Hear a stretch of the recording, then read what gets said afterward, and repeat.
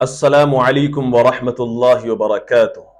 دنیا کے اندر بہت سارے بادشاہ چلے گئے، لیکن دنیا میں کسی بادشاہ نے بھی خدا ہونے کا اعلان نہیں کیا کہ میں خدا ہوں، مجھے خدا مانا جائے۔ یہ کسی نے نہیں کہا۔ صرف ایک بادشاہ اس دنیا کے اندر آیا ہے جسے دنیا فرعون کے نام سے جانتی ہے۔ اس نے دعویٰ کیا کہ میں تمہارا رب ہوں، اپنے رب ہونے کا اعلان کیا۔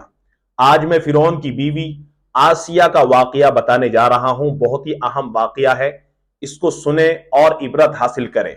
جب فرعون کو یہ اطلاع ہوئی کہ میری بیوی آسیہ نے ایمان قبول کر لیا، تو فرعون نے اپنی بیوی کو یہ پیغام پہنچایا کہ تم باز آ جاؤ، موسیٰ کے رب کے اوپر ایمان مت لاؤ، رب مجھے مانو۔ لیکن چونکہ اس کے دل کے اندر ایمان آ چکا تھا، وہ کہاں پیچھے ہٹنے والی تھی۔ پھر فرعون نے راستہ اختیار کیا، اپنے یہاں نوکر چوکروں کو ڈیوٹی لگائی اور کہا کہ اس کو سزا دی جائے۔ حضرت آسیہ کے ساتھ میں یہ معاملہ ہوا کہ اس کی پہلے بے عزتی کی گئی، اور بے عزتی کر کے اس کو لٹا دیا گیا، اور اس کے دونوں ہاتھوں میں، اس کے پیروں میں کیلیں ٹھوک دی گئی۔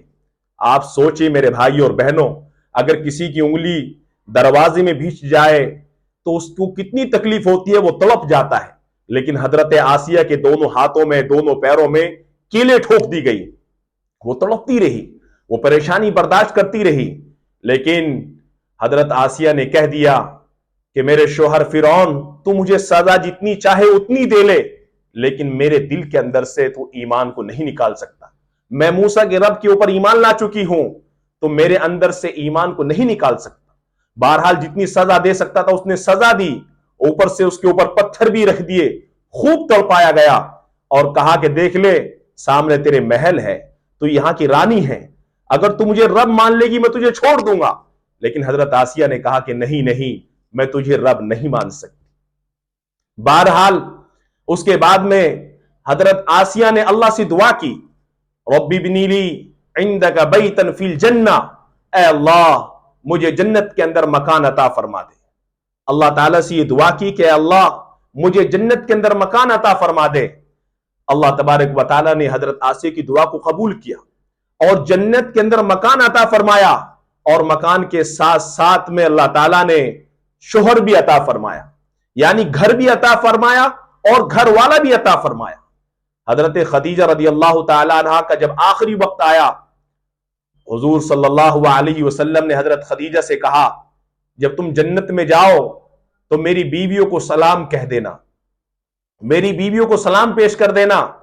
حضرت خدیجہ رضی اللہ تعالیٰ عنہ حیران ہوئی، پریشان ہوئی کہ آپ کی بیوی تو سب سے پہلی میں ہوں، پھر جنت کے اندر آپ کی بیویاں کہاں سے آ گئی؟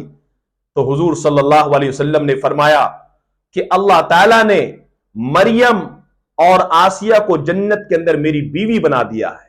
سبحان اللہ، فرعون جیسے ظالم کو چھوڑا، اللہ تعالیٰ نے کیا مقام عطا فرمایا کہ حضور صلی اللہ علیہ وسلم کو ان کا شوہر بنا دیا۔ تو میری بہنیں جو قربانی دیتی ہے، اللہ تعالیٰ انہیں ایسے نوازتا ہے۔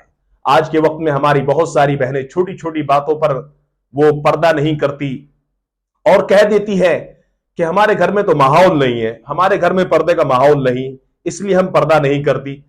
تمہارا باپ اور تمہاری ماں چاہے تمہیں پردے سے روکے نہ روکے، لیکن تم یہ ٹھان لو کہ ہمیں ہر حال میں پردہ کرنا ہے۔